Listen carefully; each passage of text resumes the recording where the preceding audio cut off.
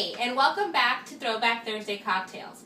Tonight's cocktail is kind of romance inspired, with tomorrow being Valentine's Day. When I thought about a Valentine's Day cocktail, I wanted something that was easy to make, impressive, and really cool, because you want to be cool to the person you're dating. You want to get some cool points. I also didn't want to use champagne because I figured, it's a little cliche and done, and I didn't want something overly fruity. So I went with the Flame of Love. Not only is this cocktail easy, it's impressive, and it has a super cool story originating with the Kings of Cool, the Rat Pack. So this cocktail was originated in 1936 by a bartender named Pepe Ruiz at the Chasin restaurant. He made this recipe for Dean Martin. Dean came in one day and said, "Hey, Pepe, make me a drink. Make me something great." So Pepe created this for Dean specifically. Dean loved it, and he had to have his boy Frank try it. And by Frank, you all know I mean Frank Sinatra. Frank tried it, loved it. He decided that he was going to throw a party at the Chasin restaurant and serve this drink exclusively to his guests. So you know this drink has got to be cool if the Rat Pack endorses it. And the impressive part is there's fire. We'll get to that. And cross your fingers. We do have insurance, so let's see what we do.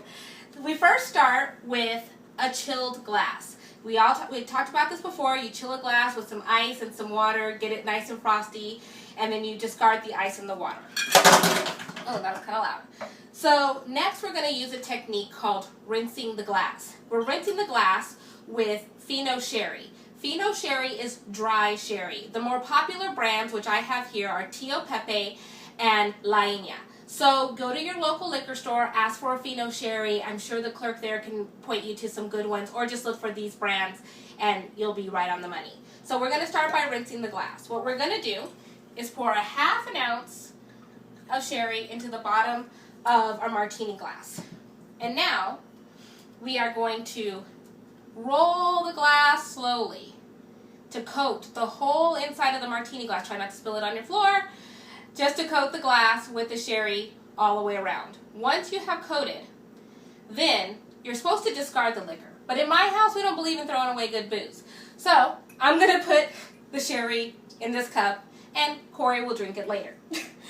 And now, once the glass has been rinsed, we are going to do chill the vodka, shake the vodka.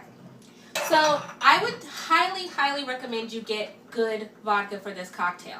It is the star ingredient, the main ingredient, so you want to get something with a really good, clean finish and that you could drink straight if necessary. So whatever that brand is for you, whether it's Grey Goose, Kettle One, whatever, I'm using Imperia tonight. It's super good, very clean. It's worth the price. It's not super pricey, but it's very good. So we're going to do 3 ounces of vodka. And we're going to put that in our shaker with ice.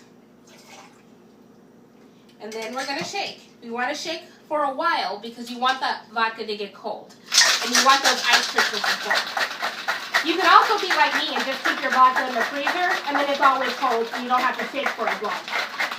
So once your vodka is nice and shaken, you're going to strain the vodka into your martini glass.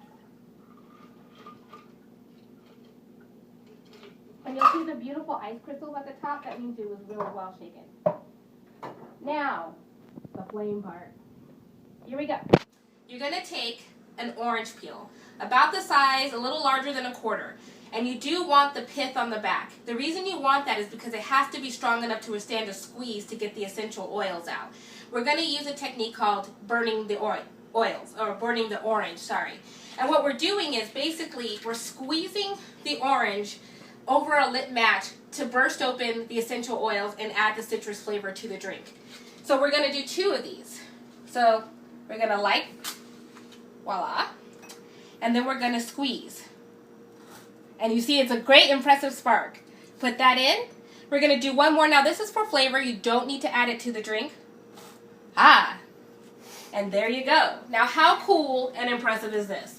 This cocktail for date night, you don't get any cooler and you don't get any more impressive than a Flame and the Rat Pack. So put on some Dean Martin and make yourself a big fat steak. And cheers! Happy Valentine's Day!